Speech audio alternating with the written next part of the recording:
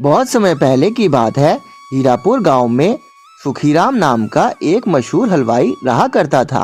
सुखीराम की जलेबी पूरे हीरापुर और बाकी आसपास के गांव में बहुत मशहूर थी। सुखीराम की दुकान पर उसका एक नौकर रामू भी उसके साथ काम किया करता था। रामू बहुत ही मेहनती था। वह सुखीराम के साथ ही पूरा दिन दुकान पर काम करता और साथ ही जलेबी बनाता। सुखीराम पैसों के मामले में बहुत ही ज्यादा कंजूस था। वह दिन रात रामू से काम करवाता, पर जब रामू अपनी पगार बढ़ाने को बोलता तो सुखीराम कुछ न कुछ बहाना करके बात को टाल देता। फिर एक दिन, मालिक, मुझे कुछ बात करनी है आपसे। हाँ हाँ हाँ, बोल रामू, सारा काम हो गया? हाँ मालिक। मालिक, इस बार तो कमाई बहुत अच्छी हुई है। इस बार आप मेरी थोड़ी पगार बढ़ा दीजिए ना। हाँ हाँ, अगले महीने देखेंगे। और तू जब देखो पगार पगार पगार करता रहता है। काम तो तू कुछ अच्छा करता नहीं है। पगार तुझे बढ़ी हुई चाहिए। ऐसा मत बोलिए मालिक, इस दुकान को खड़ा करने में मेरी भी उतनी ही मेहनत है जितनी की आपकी। मालिक, मैं पिछले 6 साल से आपके यही काम कर रहा हूँ। हाँ, तो नौकर है तो नौकर बनकर ही रह, ज्यादा मालिक बनने की जरूरत नहीं है। मालिक, मैं तो अपनी पगार बढ़ाने के लिए ही कह रहा हूँ बस। हाँ हाँ, सुन लिया मैंने। मैं रोज देखता हूँ तो कितना काम करता है। ठीक है सेठ जी, फिर आपको ऐसा ही लगता है तो मैं ये नौकरी छोड़ देता हूँ। हाँ हाँ, जा जा, तेरे जैसे लाखों मिल जाएंगे मुझे। वैसे भी तुझ पर 50,000 रुपए खर्च करने से अच्छा तो मैं तेरे जैसे 2 लोगों को ना रख लूं। ऐसा कहकर सुखीराम रामू को अपनी दुकान से निकाल देता है। रामू बेचारा वहां से दुखी होकर चला जाता है। रामू चलते चलते पास में ही गांव के एक मंदिर में चला जाता है। भगवान, मैं कहाँ जाऊं? भगवान, मुझे कुछ समझ नहीं आ रहा। मैंने इतने साल अपने सेठ जी के यहाँ दिन रात काम किया। आज देखो, मेरे उसी सेठ ने मेरी कोई कदर नहीं करी। भगवान, मैं अब इस उम्र में कहाँ जाऊंगा? आप मेरी मदद कीजिए भगवान, मदद कीजिए। यह सब बातें दूर खड़े पंडित जी सुन रहे होते हैं। बेटा, मैंने तुम्हारी सारी बातें सुन ली। तुम बिल्कुल सही जगह आए हो बेटा। पंडित जी, मैंने अपने सेठ की दुकान पर 6 साल काम किया, पर बदले में उन्होंने मुझे अपनी जलेबी की दुकान से निकाल दिया। मैं कहाँ जाऊं अब? कुछ समझ नहीं आ रहा। बेटा, तुम चिंता क्यों करते हो? तुम भगवान की शरण में आए हो। तुम एक काम करो, इस मंदिर के बाहर ही जलेबी की दुकान खोल लो। इस मंदिर में बहुत लोग दर्शन करने आते हैं। लोग प्रसाद के तौर पे तुम्हारी जलेबी भगवान को चढ़ाएंगे, जिससे तुम्हारी बिक्री भी हो जाएगी। यह सुनकर रामू बहुत खुश हो जाता है। पर पंडित जी, मैं दुकान खोलने के लिए पैसे कहाँ से लाऊंगा? उसकी चिंता तुम मत करो। तुम बस जलेबी बना देना, बाकी सब मंदिर की तरफ से तुम्हें दुकान दी जाएगी और रहने के लिए एक कमरा भी। यह सब सुनकर रामू बहुत खुश हो जाता है। वहीं दूसरी तरफ सुखीराम रामू के जाने के बाद एक नया नौकर काम पर रखता है। उसका नाम था बिरजू। बिरजू को हलवाई का काम बिल्कुल भी नहीं आता था, पर कम तनख्वाह होने के कारण सेठ उसको अपनी दुकान पर रख लेता है। अरे बिरजू बेटा, जलेबी की चाशनी तैयार हो गई? हाँ हाँ हाँ सेठ जी, मैंने सब तैयार कर दी है। अच्छा, जरा चक्कर तो दिखा। हाँ हाँ। अरे पागल, ये क्या है? सेठ जी, जलेबी की चाशनी है। अबे पागल, इसमें तो बहुत ज्यादा मीठा है। इतना मीठा क्यों डाल दिया तूने? लोगों को मरवाएगा क्या इतना मीठा खिलाकर? इतना मीठा है कि जहर के जैसा लग रहा है। ठीक कर इसे जल्दी। ऐसा कहकर सेठ दुकान की तरफ चला जाता है।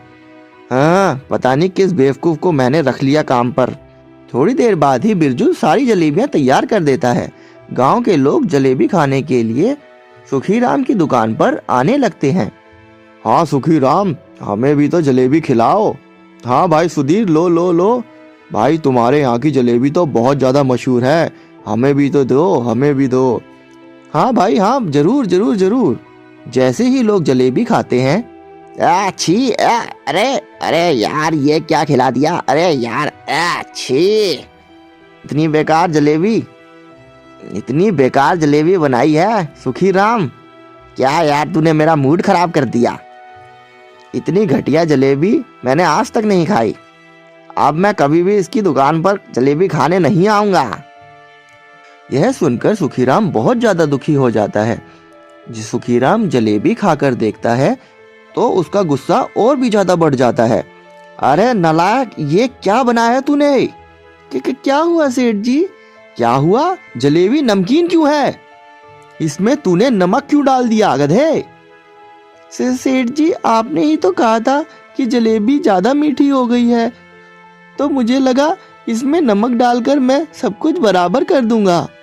अबे गधे, हे भगवान, कैसे कैसे लोग मैंने रख लिए अपनी दुकान पर काम करने के लिए। इससे अच्छा तो बेचारा वो रामू था जिसने इतना अच्छा काम किया। तू भाग जा, तू भाग जा, तू चला जा मेरी नजरों के आगे से, भाग जा यहाँ से। फिर सेठ बिरजू को अपनी दुकान से निकाल देता है और रामू को ढूंढने के लिए निकल पड़ता है। किसी ने उसे बताया था कि रामू पास ही के मंदिर में प्रसाद बनाने का काम करता है। रामू रामू भाई, मुझे माफ कर दे, मुझे तेरे साथ इतना बुरा व्यवहार नहीं करना चाहिए था भाई। तू वापस चल, तू वापस दुकान को संभाल, और कोई नहीं है दुकान संभालने वाला। तू जो बोलेगा मैं वो करूंगा, तेरी तनख्वाह भी डबल कर दूंगा, पर तू चल भाई, उस दुकान को संभाल मेरे साथ। नहीं नहीं सेठ जी, अब मैं नहीं जा सकता। मैं इस मंदिर और पंडित जी को छोड़कर अब नहीं जा सकता। मैं इनके पास तब आया था जब मेरे पास कुछ नहीं था। इन लोगों ने मेरा साथ तब दिया जब मेरा साथ देने के लिए कोई ना था। तो आज मैं इन्हें छोड़कर कैसे जा सकता हूँ? सेठ जी, अब आप अपनी दुकान और अपने व्यापार में खुश रहिए। मैं यहाँ से कहीं नहीं जा सकता। सेठ जी को अपने व्यवहार पर बहुत पछतावा होता है, पर अब उस पछतावे का कोई फायदा ना था। दोस्तों, हमें अपनी जिंदगी में हर इंसान की इज्जत करनी चाहिए। यह कहानी एक ऐसी बूढ़ी माँ की है जो भीमपुर गांव में रहा करती थी, जिसका नाम भागीरथी था। भागीरथी के पति का देहांत हो गया था। उसका एक ही बेटा था जो कि शहर में नौकरी करने गया और फिर वहीं रहने लगा। भागीरथी के बेटे ने कुछ साल तो अपनी माँ के लिए शहर से पैसे भेजे, फिर उसने पैसे भेजना भी बंद कर दिया।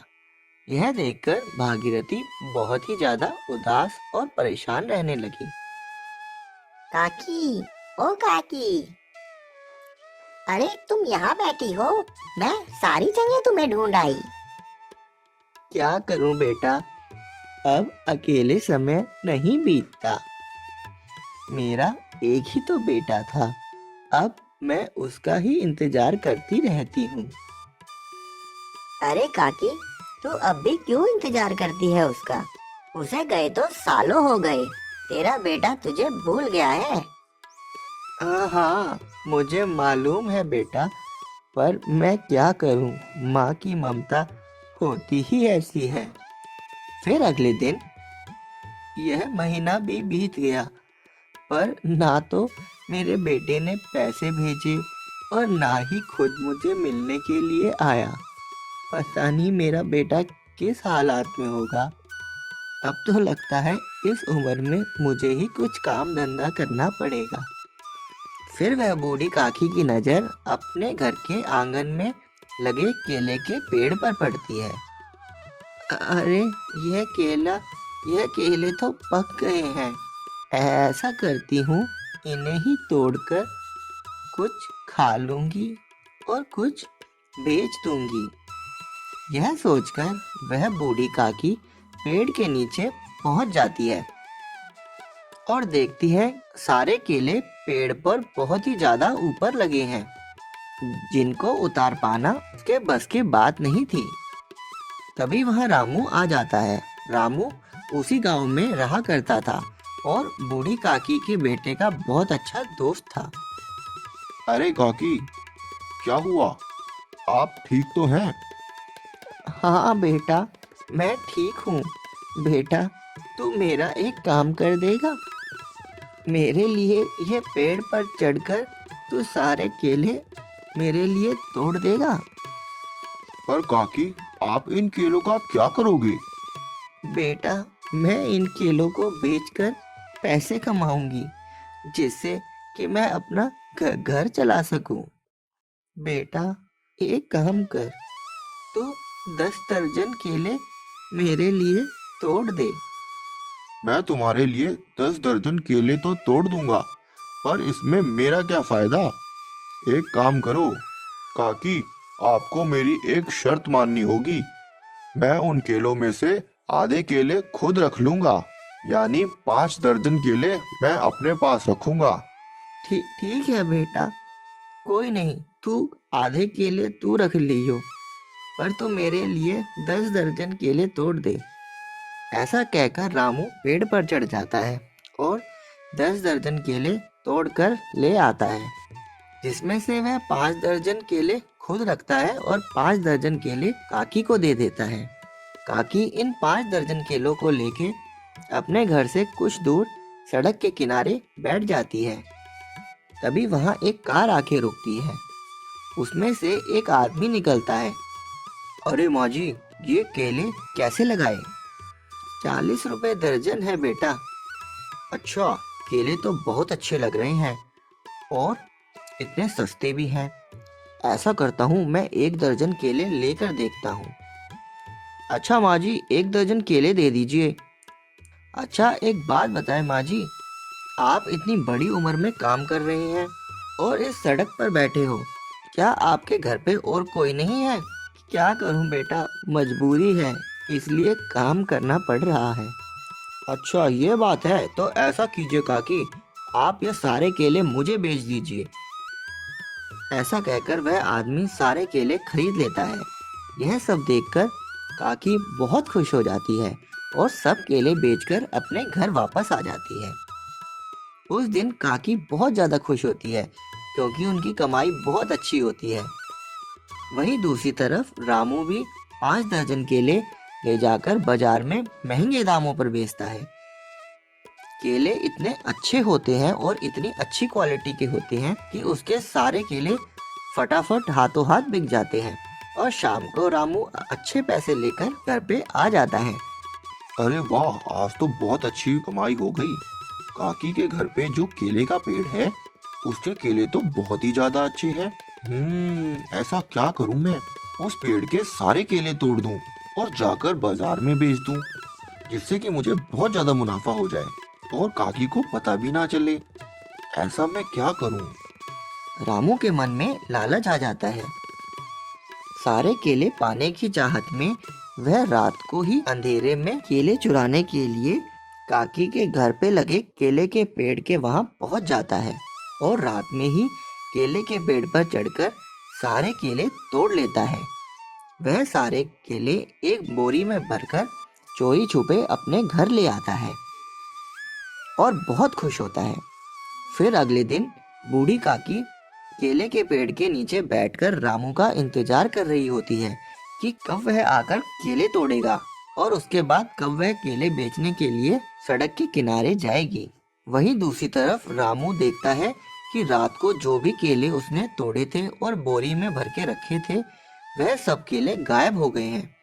यह देखकर वह हैरान हो जाता है और सोच में पड़ जाता है कि कैसे वह जादुई केले गायब हो गए और उसे अपनी चोरी पर बहुत ज्यादा पछतावा होता है। वह फटाफट काकी के घर जाता है। रामू, तू आ गया बेटा, देख तू आज भी मेरे लिए केले तोड़ दे, मुझे कोई परेशानी नहीं है बेटा।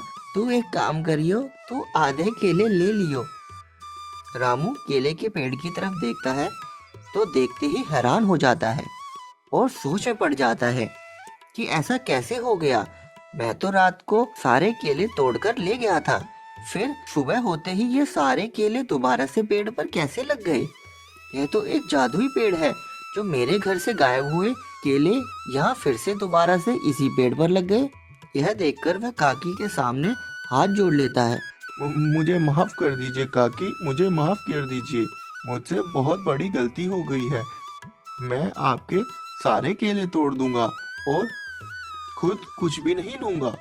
मुझे माफ कर दीजिए, मुझे माफ कर दीजिए। फिर वह सारे केले तोड़ देता है और वहां से चला जाता है। पर बूढ़ी काकी को यह समझ में ही नहीं आता कि रामू को ये क्या हो गया है जो वह इतना बदल गया। एक समय की बात है, विक्रम नाम का एक आदमी अपनी पत्नी के साथ सीमापुर गांव में रहा करता था। विक्रम बहुत ही आलसी और निकम्मा इंसान था। वह हमेशा दिन भर कुछ काम नहीं करता और बस अपने घर पर ही पड़ा रहता। यह देखकर विक्रम की पत्नी मीरा बहुत ही ज्यादा दुखी रहती थी। वह उसे बहुत समझाती कि कुछ ना कुछ काम धंधा कर लिया करो, अपने खेतों में जाकर कुछ काम शुरू करो। पर विक्रम है कि उसकी एक न सुनता। विक्रम के पास उसके बाबूजी के दिए 2 खेत थे। वह उससे ही अपना घर चलाया करता था। फिर एक दिन विक्रम अपने घर पर खाली बैठा होता है। अजी, आप कुछ ना कुछ काम धंधा क्यों नहीं शुरू कर लेते? मैं आपको रोज समझाती हूँ कि कुछ ना कुछ काम धंधा शुरू करो। ऐसे कैसे घर चल पाएगा? वैसे भी दिवाली आने वाली है, मुझे पैसों की बहुत जरूरत है। हाँ, जब देखो पैसा पैसा पैसा, तू हमेशा पैसा ही क्यों मांगती रहती है? मेरे पास नहीं है पैसा देने को। अजी, तो आप बाहर क्यों नहीं जाते? बाहर जाके कुछ काम शुरू करो, तभी तो पैसे आएंगे। माँ लक्ष्मी जी भी उन्हीं के घर आती है जो कुछ काम धंधा करते हैं। ऐसे खाली बैठने से कुछ नहीं होगा। जब देखो काम काम काम, कभी भी मुझे चैन से सांस मत लेने देना। जा रहा हूँ मैं, और अब शाम को ही वापस लौटूंगा। ऐसा कहकर विक्रम घर से खेतों की तरफ चला जाता है और सीमा बहुत ही ज्यादा उदास हो जाती है। मैं क्या करूं इनका?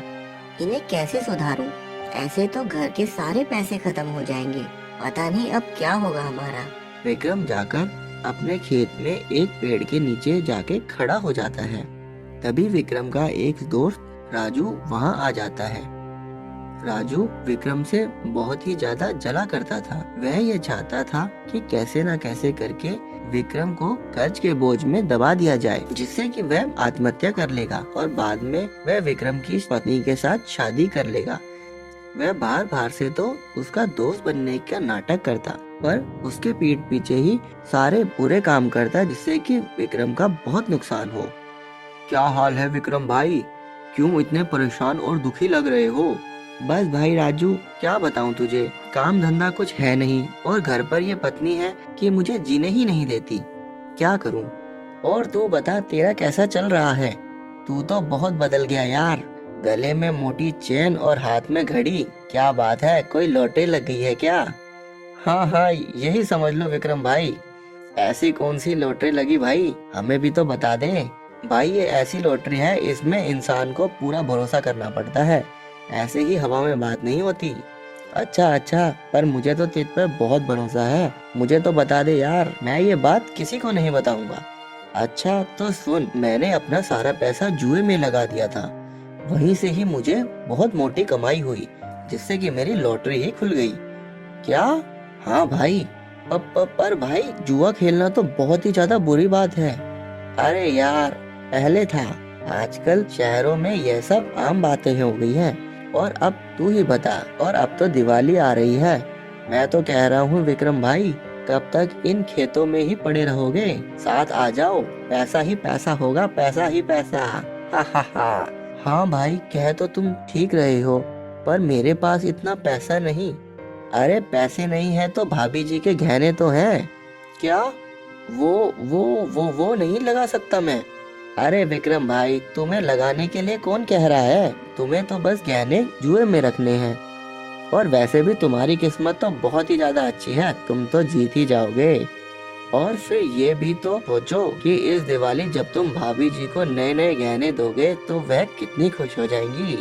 हाँ भाई, कह तो तुम सही रहे हो, मैं अभी कुछ ना कुछ करता हूँ। फिर विक्रम जल्दी से घर जाता है और अपनी पत्नी मीरा के सारे गहने उसे बिना बताए जुए में लगाने के लिए ले आता है। ये लो राजू भाई, तुम्हारे कहने के मुताबिक मैं सारे गहने घर से ले आया हूँ, पर देखो कुछ नुकसान ना हो जाए। अरे वाह, अरे विक्रम भाई तुम चिंता मत करो, सब ठीक हो जाएगा। चल भाई अब जल्दी से चलकर पैसा डबल करते हैं। फिर विक्रम अपनी पत्नी के सारे गहने जुए में लगा देता है और सारे गहने जुए में हार जाता है। अरे भाई राजू, ये क्या हो गया? भाई तूने तो कहा था कि डबल हो जाएंगे, पर भाई ये क्या हो गया? मैं तो बर्बाद हो गया। मैं अब अपनी पत्नी को क्या मुंह दिखाऊंगा? यह सब बातें गांव के सरपंच जी दूर खड़े सुन रहे होते हैं। उन्हें कुछ दिन पहले ही यह खबर मिली थी कि गांव में कुछ लोग जुए और सट्टेबाजी की लत में पड़ गए हैं, इसलिए वे यह देखने आए थे कि ये बात सच है या झूठी। हाँ भाई, पर तू चिंता मत कर, प्रॉफिट और लॉस तो होता ही रहता है, हम और पैसा कमा लेंगे, तू चिंता क्यों कर रहा है? उसके बाद राजू अपने 10,000 रुपए जुए में लगा देता है और देखते ही देखते 20,000 रुपए जीत लेता है। अरे वाह, देख विक्रम भाई, हार जीत तो होती रहती है। अब देख मैं जीत गया ना, अब तू ऐसे टेंशन क्यों ले रहा है? तू भी जीत जाएगा भाई, तू भी जीतेगा।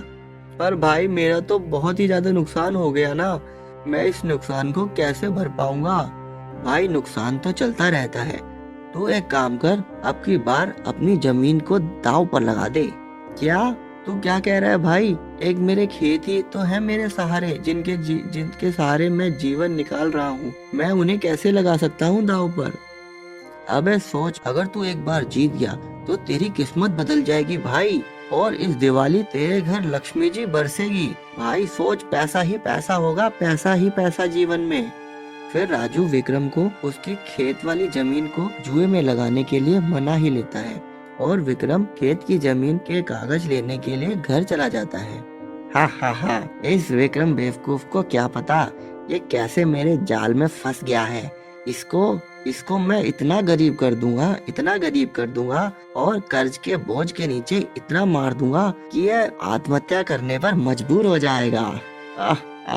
और फिर उसके बाद इसकी सुंदर पत्नी से शादी करके अपना घर बसाऊंगा। वाह, इसे कहते हैं चाल, और मेरा सपना साकार हो जाएगा। हा हा हा, विक्रम तू तो गया भाई।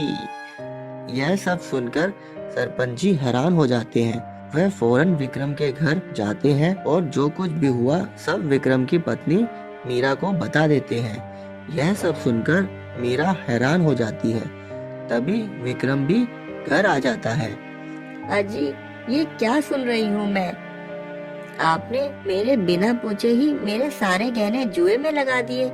हे भगवान, आप क्यों कर रहे हो ये सब कुछ? ऐसे तो हम सब बर्बाद हो जाएंगे। जुए की गंदी लत आपको कैसे लग गई? ऐसे तो पूरा घर बर्बाद हो जाएगा, पूरा घर। हाँ विक्रम बेटा, तुम जुए जैसे गंदे रास्ते पर कैसे चल पड़े? ऐसे तो हमारा पूरा गांव ही खराब हो जाएगा और पूरे गांव को बहुत नुकसान होगा बेटा, तुम इस लत को छोड़ दो। हाँ, मुझे पता है मुझसे गलती हुई है, पर अब मैं क्या करूं? मैंने इतना नुकसान कर दिया है कि इस नुकसान की भरपाई के लिए मुझे फिर से जुआ खेलना पड़ेगा। नहीं जी, अब आप कभी भी जुआ नहीं खेलेंगे। जो हो गया सो हो गया, पर अब आप कुछ भी ऐसा नुकसान नहीं करेंगे। आज दिवाली है और मैं नहीं चाहती कि माँ लक्ष्मी हमारे घर से जाए। मीरा, तुम मुझे माफ कर दो, मैंने तुम्हारी एक ना सुनी और पैसे के लालच में आकर बहुत ज्यादा नुकसान कर दिया। तभी सरपंच जी का फोन आता है। हेलो, हाँ जी, हाँ इंस्पेक्टर साहब, हाँ जी, अच्छा, ओहो ये तो बहुत ही खुशी की बात है। अच्छा, धन्यवाद जी, धन्यवाद। मेरे पास अभी इंस्पेक्टर साहब का फोन आया था। उन्होंने बताया कि मैंने जो कंप्लेंट करी है उस पर एक्शन हुआ है। जो भी लोग जुआ खेलने और उसे बढ़ावा देने वाले सभी लोगों को पुलिस ने पकड़ लिया है। और हाँ विक्रम, तुमने जो मीरा बिटिया के गहने जुए में लगाए थे वह सब भी पुलिस ने बरामद कर दिए हैं। और तुम्हारा दोस्त राजू जो इस गांव में सभी लोगों को जुआ खेलने के लिए मजबूर करता था, उसे भी पुलिस ने पकड़ लिया है। यह सुनकर विक्रम और सीमा बहुत ही खुश हो जाते हैं और विक्रम भविष्य में कभी भी जुआ न खेलने की कसम खाता है और हमेशा ईमानदारी से अपना घर चलाने लगता है। तो गाइस आपको ये वीडियो कैसी लगी हमें कमेंट करके जरूर बताएं, और साथ ही साथ अगर वीडियो अच्छी लगी हो और वीडियो अगर यहाँ तक देखी हो तो लाइक शेयर एंड कमेंट जरूर कर देना, और अगर चैनल पे नए हो तो भाई सब्सक्राइब जरूर करके जाना चैनल को। हम आपको देते रहेंगे ऐसी ही मज़ेदार स्टोरीज जैसे कि आप देख रहे हो। अगर आपके दिमाग में इस चैनल से रिलेटेड कुछ ऐसी चीज़ें हैं जो आप मेरे साथ शेयर करना चाहते हैं तो भाई कमेंट में ज़रूर मुझे मैसेज करें, मैं आपके सभी मैसेज का रिप्लाई ज़रूर करूँगा।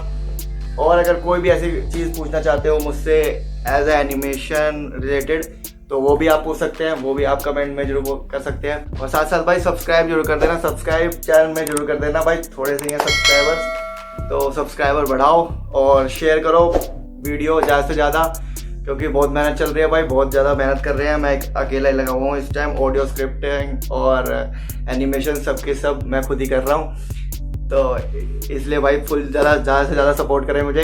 तो मैं मिलता हूँ आपको अगली नेक्स्ट वीडियो में, तब तक के लिए टेक केयर।